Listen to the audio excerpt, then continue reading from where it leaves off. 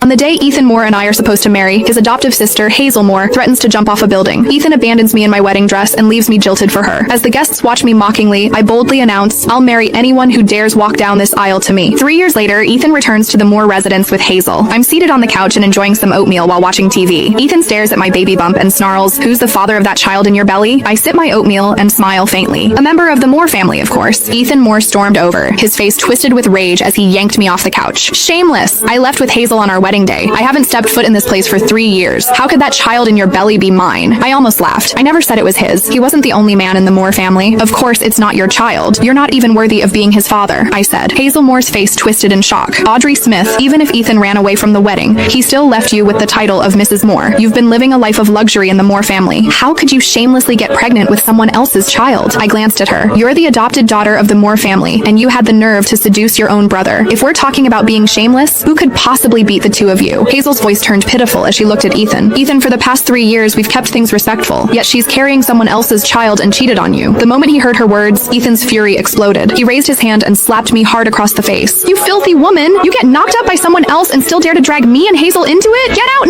now!" he shouted. The sharp pain bloomed across my cheek. My head went blank for a second from the force of the slap. Ethan ran off with Hazel 3 years ago, leaving me alone to face all the whispers and laughter at our wedding. Driven by rage, I called for a groom on the spot. It was his uncle, Jeremiah Moore, who stepped up and married me that same day. In Beaverton City, Jeremiah was known as the Frost King. Everyone has treated me with the utmost respect ever since I married him. After I got pregnant, he spoiled me even more. He wouldn't let a strand of my hair be harmed. Blood would have been spilled if he had known what Ethan had just done. To avoid a full-blown family tragedy, and for the sake of the child in my belly, I said coldly, "If you both leave now, I'll pretend this never happened." However, they didn't appreciate the offer. Hazel lunged forward and yanked my hair. "Ethan, this woman is scared. She wants us to leave now so she can use that child to take everything from the Moores." Ethan snapped. "So that's what this is about? Well, I'm not letting it happen." I twisted away from Hazel's grip and said coldly, "David disowned you the day you two ran off. You had nothing to do with this family from that moment on." Hazel let out a scoff. "That was just Grandpa venting. Ethan's the only grandson of the Moore family. Do you really think he's going to stay disowned forever?" Ethan's expression turned smug. "Grandpa already said everything belongs to me." I placed a hand over my belly, my voice icy. "Not anymore. This child is also a member of the Moore family." I thought I'd made myself perfectly clear. However, Ethan's eyes flared with rage as he stared at me. "So you're planning to pass that illegitimate child off as a Moore? I'll teach you a lesson now." His slap landed even harder this time. I clutched my belly as I collapsed to the floor. Upon seeing the twisted hatred on their faces, panic surged inside me. I couldn't let them hurt the baby. I said desperately, "He is not an illegitimate child. He is..." Before I could say another word, Ethan bent down and grabbed the shattered porcelain bowl of oatmeal off the floor. He shoved the shards and oatmeal straight into my mouth. "Hazel and I have struggled to survive for the past 3 years, yet you've been leeching off the Moore family, living in comfort with that child in your belly. Well, let me make sure you get your fill today."